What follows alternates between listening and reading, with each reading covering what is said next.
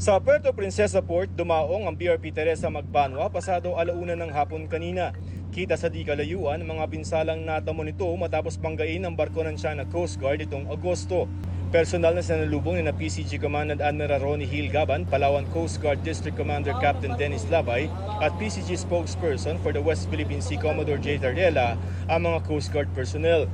Ang ilan sa kanila nagkasakit na kaya agad na nilipat sa Coast Guard Dispensary para sa paunang check-up.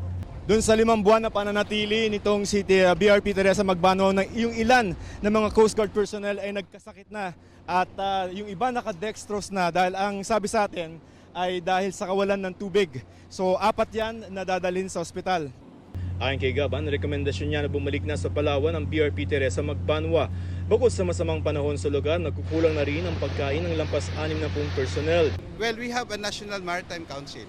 I made a recommendation, yes. I made all the consultations necessary to come up with a sound decision. And I think we've made the right thing. Pinarangalan ang mga tropa na sakay ng BRP Teresa Magbanwa. Kabilang ang commanding officer ng barko na si Lieutenant Commander Efren Duran Jr. na hindi mapigilang maiyak lalo ng kausapin at gawaran ng medalya.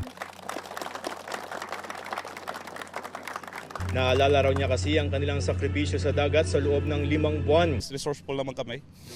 So, lugaw sir. Masaya kami doon. Asin-asin lang sir, tubig sir. Naubusan din.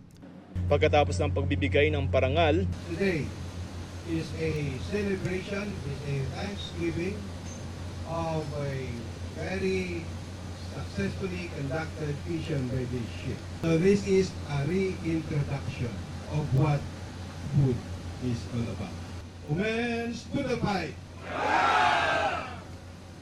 nagsalo-salo ang personnel sa Budol Fight sa pangunguna ni Gaban. Nitong Abril, ipinadala sa Escoda Shoal ang BRP Teresa Magbanwa para magmatyag sa umanay reclamation activities doon ng China na ikinasira umano ng mga bahura. 75 nautical miles o 140 kilometers ang layo sa Palawan ng Escoda o Sabina Shoal at nasa loob ito ng ating 200 nautical mile exclusive economic zone.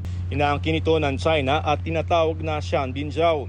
Noong August 31, pinalibutan ng 3 barko ng China Coast Guard, 5 Chinese militia vessels at 2 barko ng People's Liberation Army Navy ang ating barko. Ang isang CCG vessel 3 beses bumangga kaya ang BRP Teresa Magbanwa nabutas. Ngayong araw, sinabi ng tagapagsalita ng China Coast Guard sa Chinese state media na nag-withdraw o matras ang BRP Teresa Magbanwa.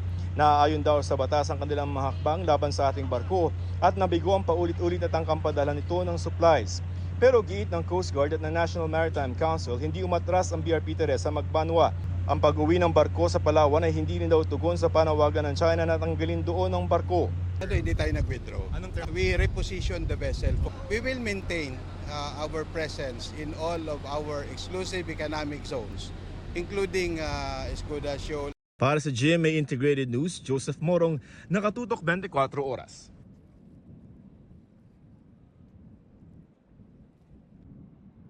Mga kapuso, patuloy na tumutok sa mga balita. Mag-subscribe sa GMA Integrated News sa YouTube. Sa mga kapuso abroad, samahan niyo kami sa GMA Pinoy TV at www.gmanews.tv.